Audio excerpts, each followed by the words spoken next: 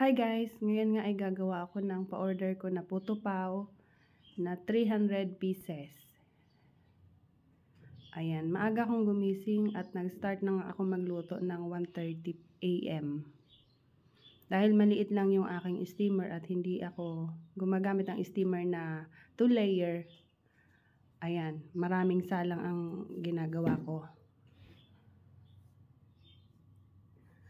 At ayan, pinapalamig ko lang tapos saka ako ilalagay sa mga tray.